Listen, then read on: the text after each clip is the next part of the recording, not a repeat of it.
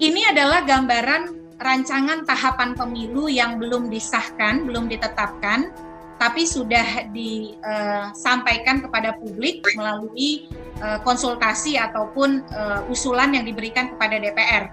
Karena peraturan KPU tentang tahapan program dan jadwal itu harus dilakukan konsultasi terlebih dahulu. Tentu saja kita menunggu bagaimana hasil konsultasi dan penetapan oleh KPU. Konon infonya akan ditetapkan oleh KPU yang baru begitu ya. Dan kalau dilihat dari agenda ini, maka kalau hari pemungutan suaranya pada 14 Februari 2024 di sini ya, hari Rabu, bulan Agustus agenda politik itu sudah sangat dinamis.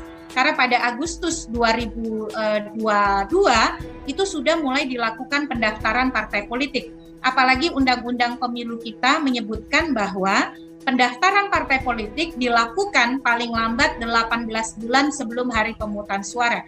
Jadi kalau hari pemungutan suaranya Februari 2024, maka Agustus 2022 sudah dimulai pendaftaran partai politik. Dan kemudian penetapan partai politik peserta pemilu 2024 itu dilakukan paling lambat 13 bulan sebelum hari pemungutan suara. Artinya di bulan Desember, tanggal 14 Desember 2022 sudah dilakukan penetapan partai politik peserta pemilu. Disinilah sebenarnya dinamika perempuan politik untuk pemilu 2024 akan mulai menghangat ya, atau kemudian akan mulai memanas. Karena untuk menjadi peserta pemilu ada persyaratan pemenuhan keterwakilan perempuan di kepengurusan, terutama di DPP yang sifatnya wajib, serta memperhatikan untuk tingkat provinsi dan kabupaten kota. Jadi kehadiran perempuan politik akan sangat signifikan, diperhitungkan dan penting ketika partai politik mendaftarkan diri untuk menjadi partai politik peserta pemilu.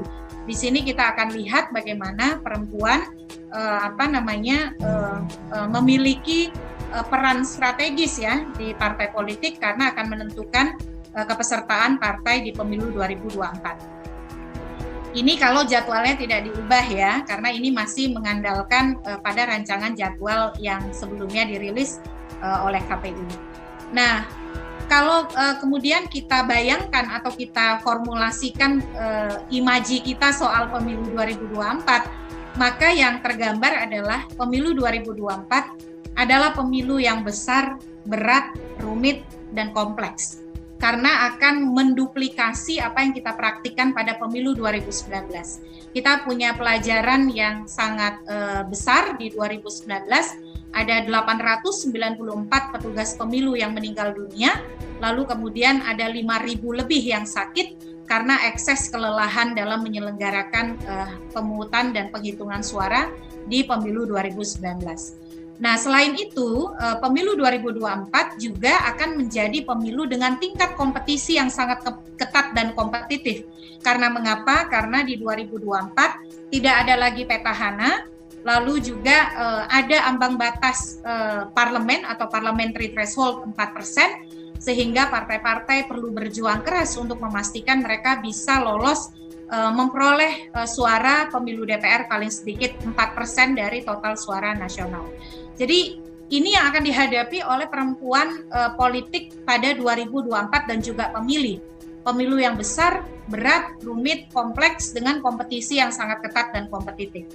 Nah, lalu bagaimana kemudian pembelajaran terhadap perempuan politik terutama di pemilu legislatif ya? Kalau kita lihat kembali pemilu 2019, ternyata keterpilihan perempuan tadi sudah disampaikan oleh Bu Deputi, pada pemilu 2019 sebanyak untuk DPR 118 orang atau setara dengan 20,5%. Itu adalah capaian tertinggi keterpilihan perempuan di DPR sepanjang sejarah pemilu Indonesia. Tetapi memang masih jauh dari angka kritis 30%, paling sedikit 30% yang kita harapkan. Dan kalau dilihat dari konfigurasi keterpilihan, ternyata perempuan yang terpilih, ini kalau dilihat ya dari DPR, perempuan yang warnanya lebih kuning, laki-laki yang lebih merah, perempuan terpilih itu mayoritas pada nomor urut 1.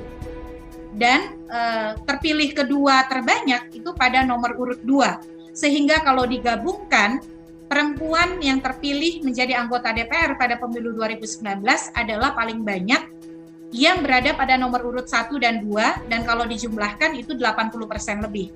Nah, sementara kalau kita lihat dari pencalonan anggota DPR perempuan di 2019, mayoritas perempuan dicalonkan pada nomor urut 5 dan 3. Jadi 5, 3, 4. Nah, sementara yang terpilih itu paling banyak pada nomor urut 1. Sementara penempatan perempuan pada nomor urut calon paling banyak di nomor urut 5, 3, dan 4 gitu. Nah, kalau bicara pada topik yang diberikan pada saya, kemudian melihat pengantar pemilu 2024, konfigurasi pemilu 2024, pembelajaran dari pemilu 2019, kira-kira apa yang akan menjadi tantangan dan bisa dikatakan hambatan dan juga peluang bagi perempuan politik di Pileg dan Pilpres di 2024 mendatang. Kalau soal narasi penundaan pemilu, saya kira itu tantangan bukan hanya untuk perempuan ya, tapi juga untuk kita sebagai negara demokrasi begitu. Di tengah kedaulatan berada di tangan rakyat, lalu adanya penyelenggaraan pemilu periodik atau berkala yang dikehendaki oleh Undang-Undang Dasar Pasal 22I ayat 1, serta pembatasan masa jabatan presiden sebagaimana diatur Pasal 7 Undang-Undang Dasar kita, tentu narasi penundaan pemilu yang satu paket dengan perpanjangan masa jabatan merupakan tantangan dan juga serangan terhadap konstitusionalisme kita dalam berdemokrasi. Jadi bukan hanya tantangan bagi perempuan, tapi juga serangan terhadap komitmen kita dalam mewujudkan konstitusionalisme berdemokrasi. Nah, kalau boleh disarikan, saya akan percepat. Ada setidaknya 4 karakter hambatan perempuan dalam Pileg Pilpres 2024. Yang pertama adalah kalau boleh disebut hambatan regulasi. Stagnasi kebijakan afirmasi keterwakilan perempuan itu kita hadapi karena memang undang-undang pemilunya tidak berubah. Padahal banyak dorongan penguatan pengaturan yang ingin kita wujudkan melalui perubahan undang-undang. Nah, kenapa menjadi kemudian hambatan begitu ya tidak adanya perubahan kebijakan afirmasi dalam undang-undang pemilu? Karena ekosistem politik yang ada di Indonesia saat ini belum sepenuhnya menjamin kompetisi pemilu yang inklusif, setara, dan adil. Banyak reformasi elektoral yang sebenarnya kita ingin dorong melalui perubahan undang-undang pemilu. Sebut saja misalnya gagasan untuk membatasi belanja kampanye, menempatkan perempuan pada nomor urut 1 di paling sedikit 30% dapil. Itu kan sebenarnya dorongan-dorongan yang ingin kita wujudkan melalui undang-undang pemilu. Nah, tapi karena regulasinya tidak berubah, berarti kita berhadapan dengan stagnasi kebijakan afirmasi keterwakilan perempuan. Yang kedua adalah kelembagaan partai. Jadi, hambatan yang berasal dari kelembagaan partai. Berupa apa? Problem dalam pendanaan, kaderisasi, dan rekrutmen, serta pendidikan politik dan penguatan kapasitas terhadap perempuan yang belum optimal diperankan oleh partai. Akibatnya atau dampaknya apa? Tadi disebutkan oleh Ibu Diah Pitaloka, kehadiran perempuan politik seharusnya bukan hanya hadir dalam kapasitas sebagai perempuan politik, tapi juga membawa paradigma. Nah, problemnya adalah karena di dalam kelembagaan partai, tata kelola internalnya belum sepenuhnya inklusif dan adil gender, membuat paradigma inklusif dan adil gender belum juga koheren dengan materi dan substansi kampanye perempuan calon. Jadi kampanye yang dilakukan oleh perempuan atau agenda yang dibawa oleh perempuan politik di Pileg Pilpres terlepas dari kemudian paradigma perjuangan, pemenuhan, penguatan dan promosi hak-hak perempuan di politik gitu.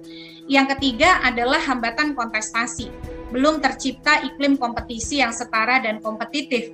Banyak hambatan untuk berpartisipasi dan mengakses kompetisi yang adil dan inklusif.